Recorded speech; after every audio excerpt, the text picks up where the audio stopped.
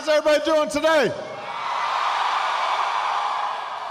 Can everybody please give a big round of applause to Dominique? We are so proud of her. Thank you, Florida Memorial University. Go Lions. It's good to be here.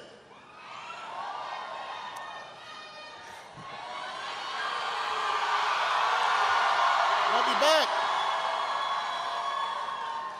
Well, I love you back, you know that. You know who else I love? We've got a bunch of elected officials here today, including some of your outstanding representatives. Frederica Wilson is in the House. And your next United States Senator, Patrick Murphy.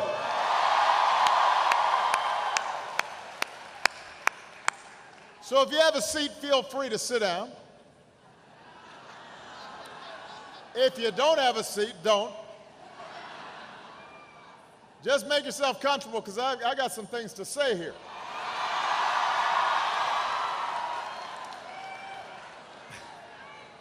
So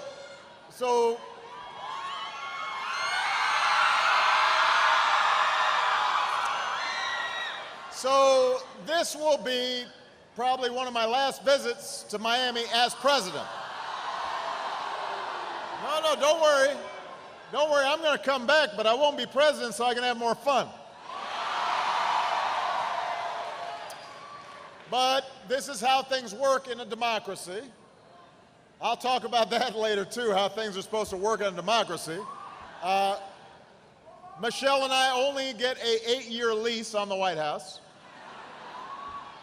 You know, we rent, we don't own. And right now we're making sure we haven't broken anything, that Bo and Sonny haven't ruined any carpets. You know, we had been marking off how tall Malia and Sasha were getting on the wall, but now we got to erase it because we want our security deposit back. But obviously, it has been one of the great honors of my life, the great honor of my life, to serve the American people.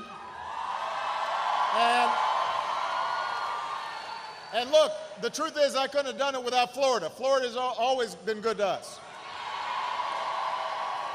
I remember campaigning here in Miami in the closing days of a tough campaign 8 years ago. And we had been living through 2 long wars. We were about to enter into the worst economic crisis of our lifetimes. On issues like health care and issues like climate change, we hadn't really been doing anything. We had just been kicking the can down the road.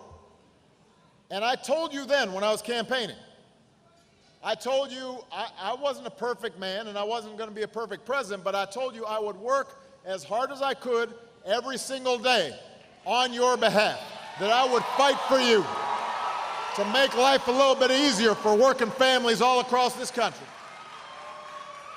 And I tell you what, 8 years later, we can look back and we can say we fought our way back from a recession. Our businesses have turned job losses into 15 million new jobs. We have slashed our dependence on foreign oil. We've doubled our production of clean energy. Incomes are rising, poverty is falling. The uninsured rate is at an all-time low. We brought our brave troops home to their families. We delivered justice to Osama bin Laden. Marriage equality is a reality in all 50 states. We've been busy these last 8 years.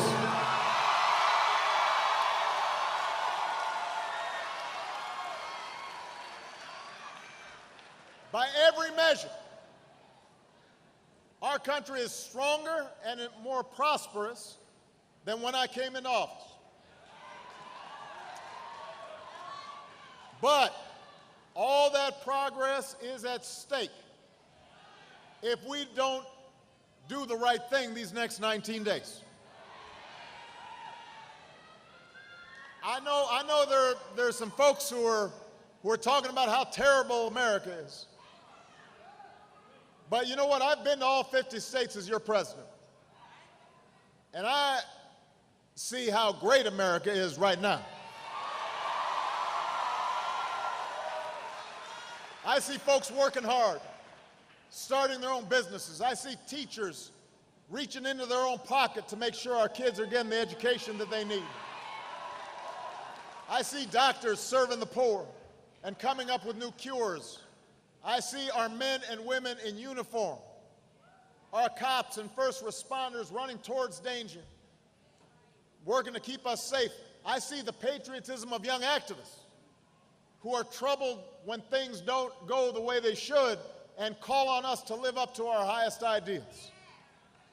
I see all of you, Americans of every faith and every race and every region of the country, who know that we're stronger together. Young and old, men and women, black, white, Latino, Asian, Native American, people with disabilities or not, all pledging allegiance to the red, white, and blue. That's what I see about America. That's the America I know. That is the America I know, and there is only one candidate in this race who has devoted her life to that better America. The next president of the United States, Hillary Clinton.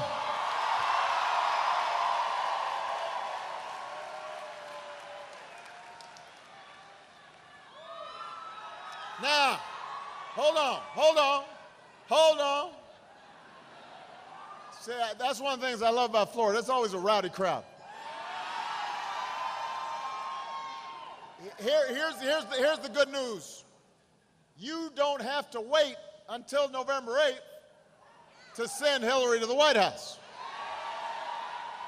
You don't need to wait until November 8th to send Patrick Murphy to the United States Senate. You can vote early, starting this Monday. You can find out where to vote at iwillvote.com. Starting on Monday, you can go to the polls, and when you vote early, it's not crowded. When you vote early, there are no lines. When you vote early, you can kind of do it on your lunch break. You can do it at your own leisure. You can take your time. But starting Monday, you can reject somebody who proves himself unfit to be president every single day in every single way. You can reject his dark, pessimistic, fear-mongering vision of a country where we turn against each other and turn away from our role in the world. And instead, you can choose as qualified a person who has ever run to lead this country. You can affirm the America we know, a country full of optimism and courage and generosity and hope, a country where we look out for each other and don't turn on each other. That's the choice that you can make starting on Monday right here in South Florida. I've said this before, there's nothing that can completely prepare you for the job of being President of the United States. You know, that first day after you get sworn in and they walk you in the office, and then everybody leaves and you're in the office, and you're looking around thinking, man, now what?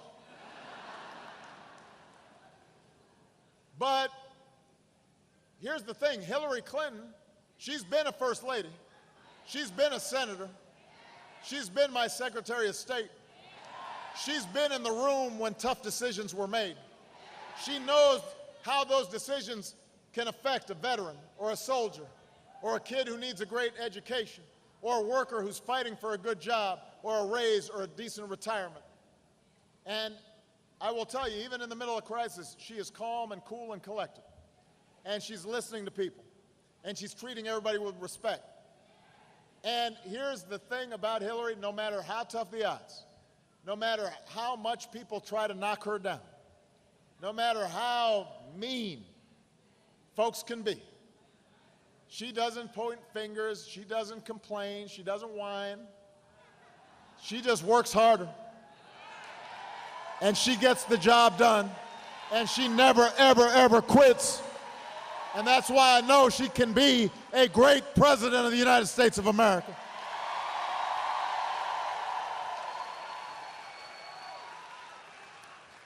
And the other thing is, She actually knows what she's talking about. She's actually done her homework. So she's got real plans to address what she's heard from you. Specific ideas to invest in new jobs, to help workers share in companies' profits, to reduce inequality, ideas to help kids have access to preschool and help students go through college without taking on a ton of debt. She was just here in Miami last week talking about what she was going to do to fight climate change. And then she proposed a child tax credit that would help millions of families. I mean, she loves this stuff. She's just reading her briefing book all the time. She's not watching TV. She's not watching the reality TV. She's not participating in reality TV. She's doing the work, and that's what you want from a president of the United States of America.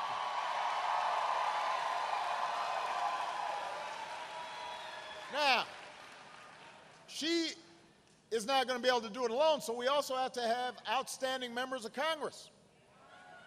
And Patrick Murphy, when he's your United States Senator, he's going to be doing his work. In fact, unlike his opponent, he actually shows up to work.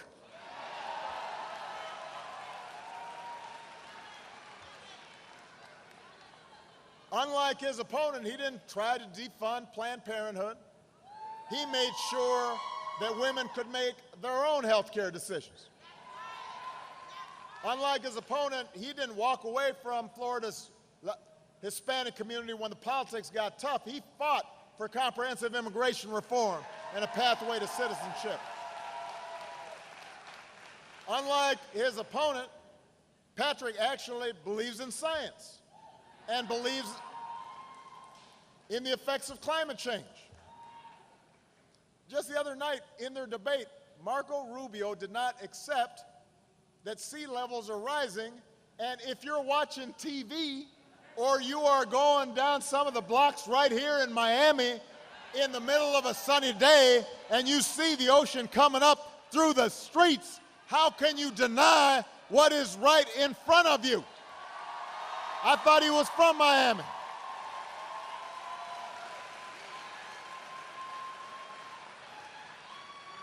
Patrick Murphy brought Democrats and Republicans together to fund Everglades restoration. He knows how to get stuff done, not just think about what you're going to do next. And as your next senator, he'll fight for this planet for future generations. The point is, you deserve leaders who show up to work, who do their homework, who care more about you than about just hanging on to their job, who will have your back. That is who Hillary Clinton is. That's who Patrick Murphy is. They will always be there for you, and that's why you got to be there for them starting Monday when you go early vote.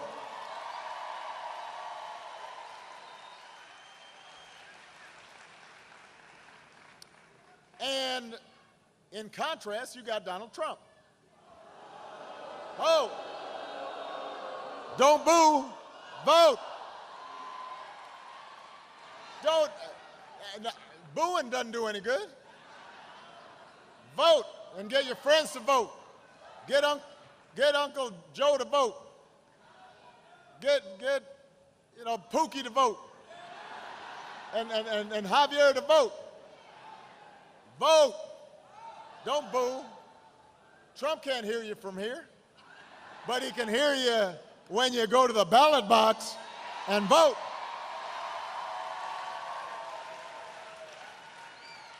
I know Trump hangs around here in Florida, but I don't think he represents the values of Florida.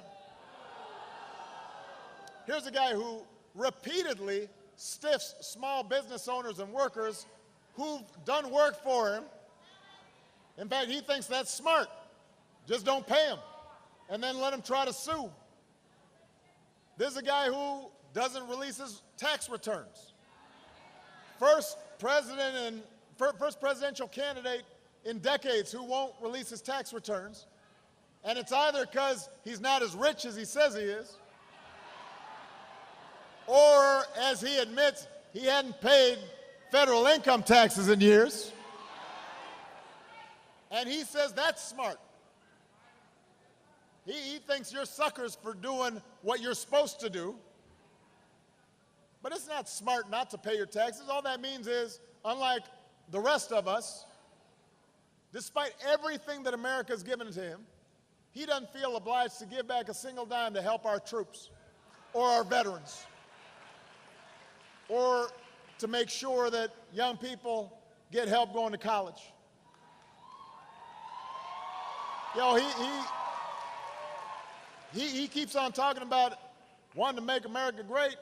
Well, it's people who avoid their responsibilities that create problems here in America.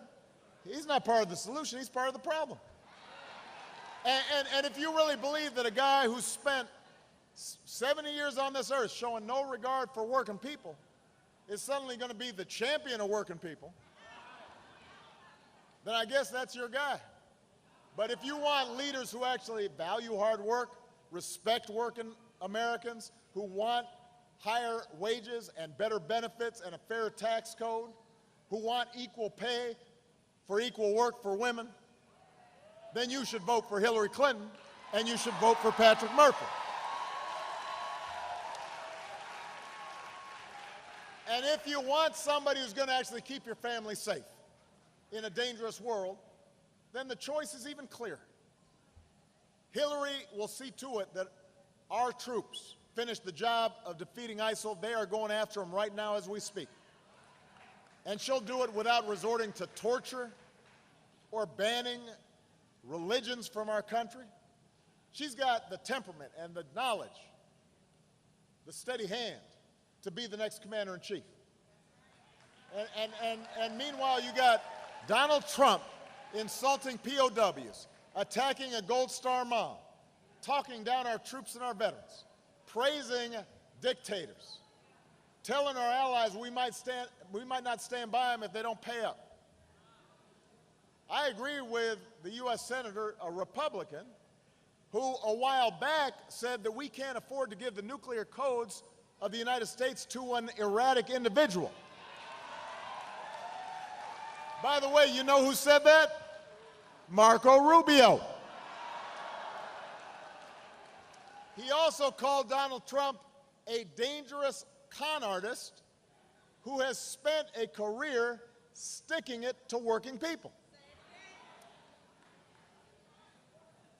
You want me to say it again? He said, Marco Rubio said this was a dangerous con artist who spent a career sticking it to working people. Now, that begs the question, since we're in Florida, why does Marco Rubio still plan to vote for Donald Trump? Why is he supporting Donald Trump? I mean, we know, look, I know a lot of Republicans, voters, just ordinary folks, your neighbors, your friends. You know, most of them don't think the way Trump does. And there are legitimate differences between the parties, but, you know, there has to be a point where you stand for something more than just party or more than just your own career. And here's the thing. Trump didn't come out of nowhere now. For years, Republican politicians and far-right media outlets have just been pumping out all kinds of toxic, crazy stuff. I mean, first of all, there was the whole birther thing. Then they started saying climate change is a Chinese hoax. And according to them, I'm power enough to cause these hurricanes, and I'm about to steal everybody's guns in the middle of the night and declare martial law, but somehow I still need a teleprompter to finish a sentence. So they've been saying crazy stuff, and there are a lot of politicians like Marco Rubio who know better, but they just look the other way because they figured, you know what, if we can just stir folks up and think that Barack or Hillary or others are doing all these terrible things we're saying they're doing, that's going to help us get votes. And so we'll just oppose anything that they're trying to do. And maybe we'll end up having more power in Washington. And so they just stood by and said nothing, even though they knew better, while their base actually started believing some of this stuff. I say all this because Donald Trump didn't start all this. Like he usually does, he just slapped his name on it, took credit for it, and then promoted the heck out of it.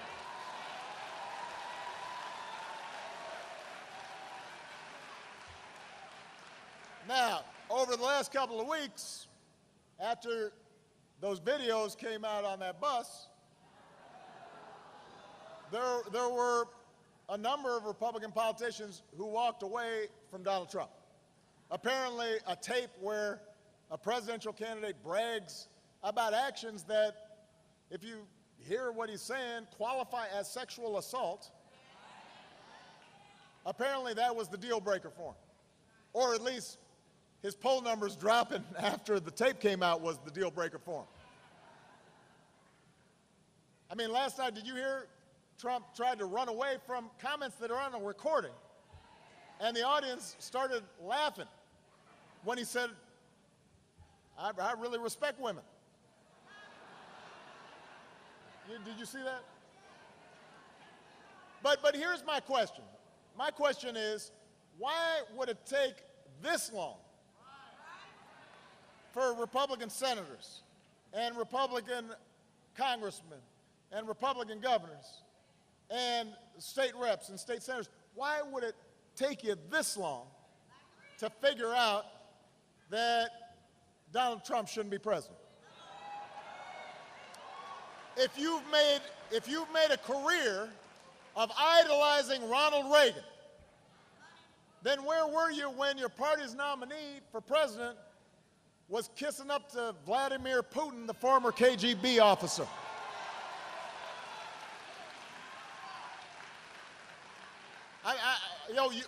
You used to criticize me for even talking to the Russians. Now suddenly you're okay with your nominee having a bromance with Putin.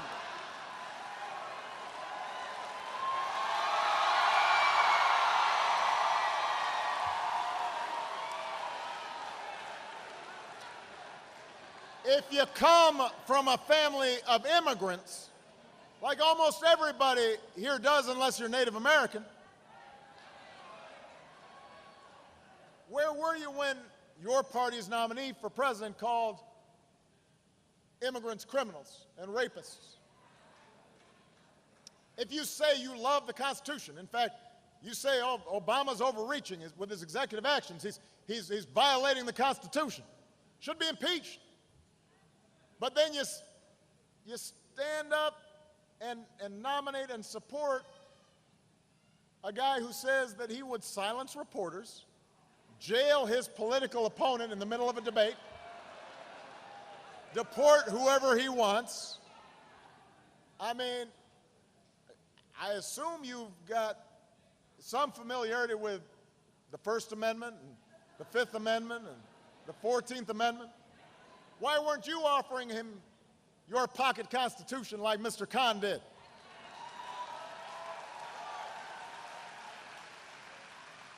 If you're a Republican official or leader out there and you've run for office on family values, why wouldn't you walk away from him months ago when you heard your nominee for president call women pigs and dogs and slobs and grade them not for their character or their intellect, but on a scale of 1 to 10? You don't have to be a husband or a father to stand up for women. You don't have to have a disability to say it's wrong to mock somebody with a disability. You don't have to be a Muslim to stand up for our fellow citizens who are just as patriotic as we are. You just have to be a decent person, and you just have to love this country.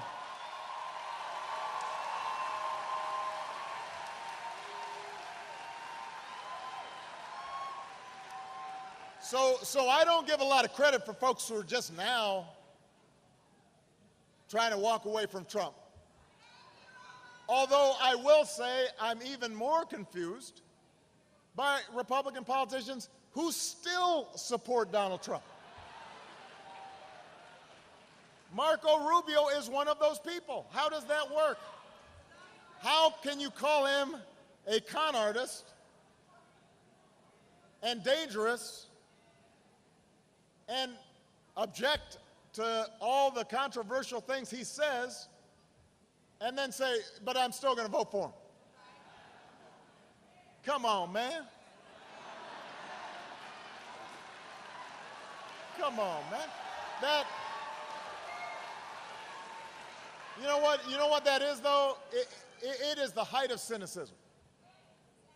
That's the sign of somebody who will say anything, do anything, pretend to be anybody just to get elected.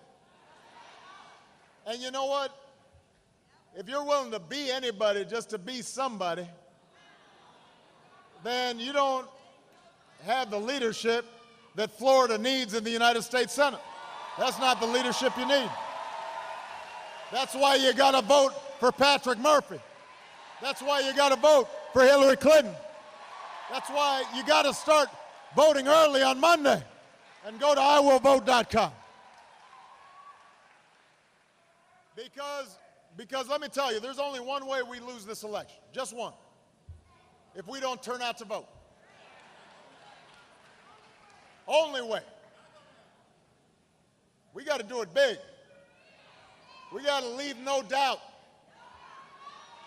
Because you notice the Donald's already whining that the vote's going to be rigged before the game's even over.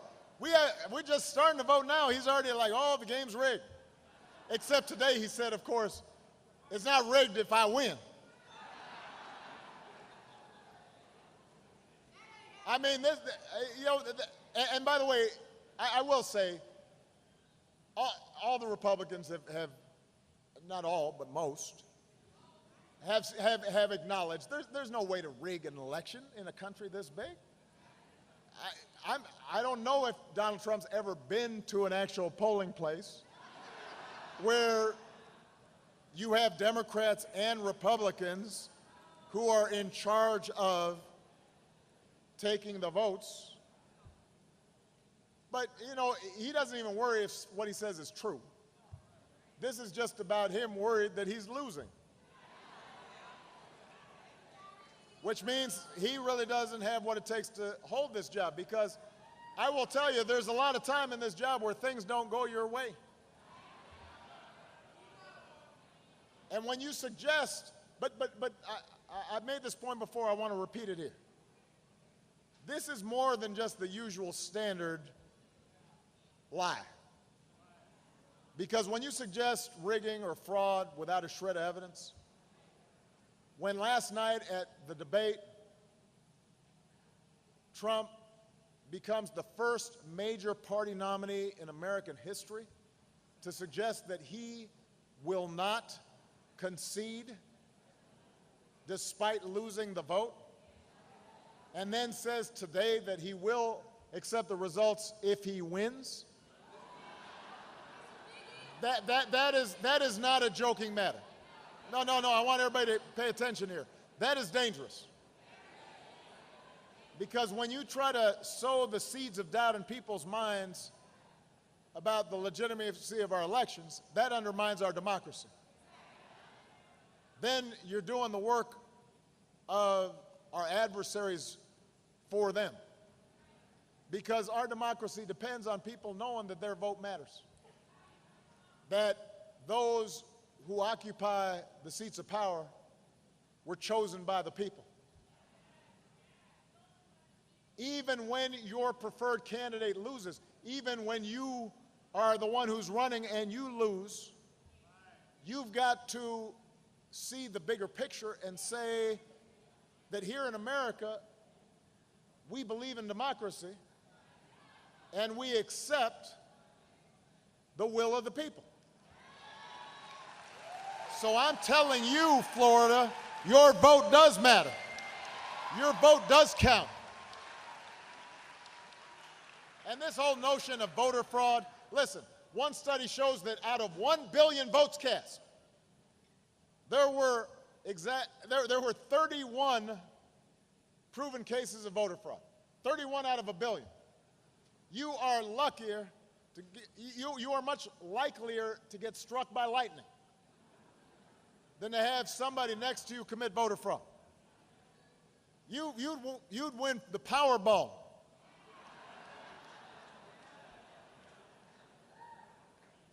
And so that's why I'm glad to see Republicans coming out and saying that kind of talk is nonsense. I mean, after all, in Florida here, you've got a Republican governor.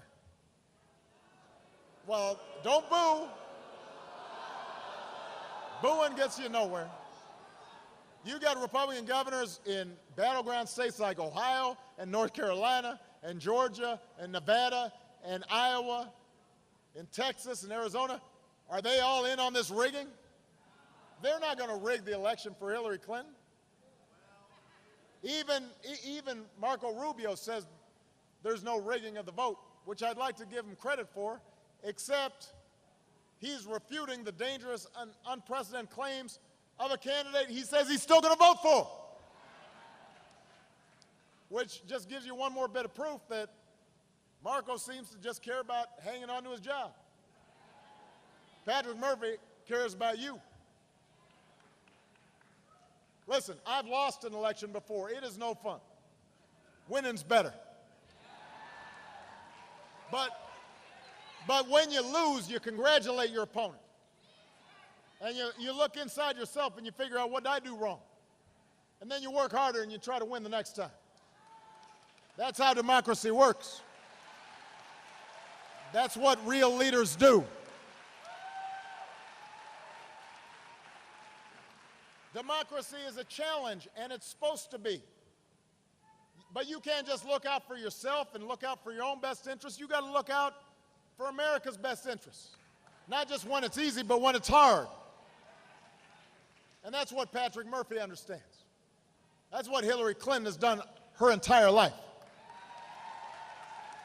She knows that in this big, diverse country, democracy can't work if all we're about is trying to destroy somebody in the other party, if we demonize each other, if we block Supreme Court appointments, not because that's how it's supposed to work, but just because we didn't win.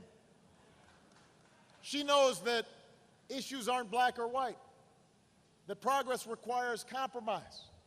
Even when you are 100% right, you still got to compromise in a country like this. She knows that nobody's perfect, but at least we should all try to conduct ourselves with the same decency and generosity and big-heartedness that we try to teach our own kids. And you know what? That kind of steadiness, that kind of responsibility, that attitude of just doing the right thing, it doesn't always grab headlines. Our politics can't always just be boiled down to a tweet. And I know in this election season, sometimes politics has seemed cheap and trivial and frustrating. But right now, I am here to tell you, you've got a chance to reject that kind of politics. You can reject divisive politics. You can reject mean-spirited politics. You don't have to let this country go backwards. You have a chance to move it forward and elect a woman, the first female president who has spent her entire life trying to make this country better.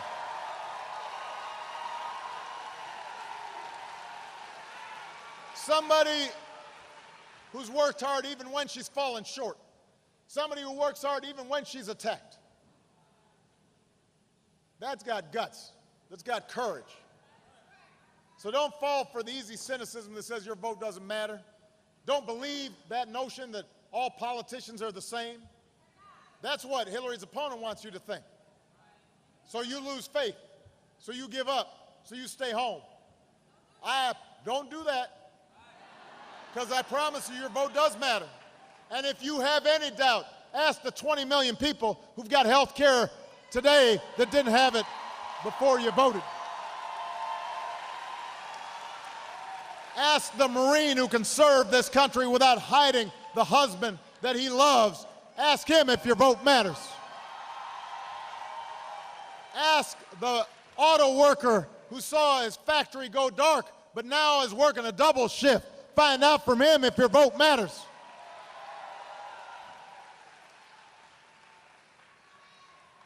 I just came from Miami-Dade College, and they've got students from about 100 different countries.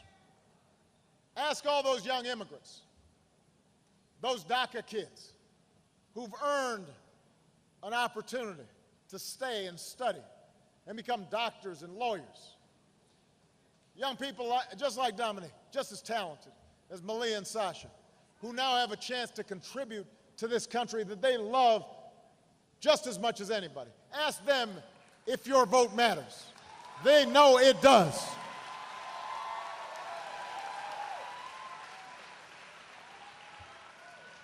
Donald Trump has nothing to offer but anger and grievance and blame. And so his closing argument asks, what do you have to lose? Well, I'm here to tell you everything. You know how much progress we've made despite the opposition, despite the forces of discrimination, despite the politics of backlash. And that progress doesn't stop with my presidency. We're just getting started. So progress is on the ballot. Civility is on the ballot. Tolerance is on the ballot. Justice is on the ballot. Equality is on the ballot. Our democracy is on the ballot. Hillary Clinton will advance those things. Donald Trump wants to reverse progress. Marco Rubio wants to help him. You want to give me a good send-off? You want to give Michelle a good send-off? Join us. Work as hard for Hillary and Patrick as you did for us. You care about our democracy, don't stay home. You got to get in the arena. You got to vote. That's what this democracy is about. It's not a spectator sport. You want to give me a good send-off, go knock on some doors. Sign up as a volunteer. Make some phone calls. Go talk to your friends. And if you do that, we'll win this election. We'll elect Patrick Murphy, your next senator. We'll elect Hillary Clinton, the next president. We'll show our kids and the rest of the world why America remains the greatest nation in the world. Thank you, Miami. God bless you. God bless the United States of America.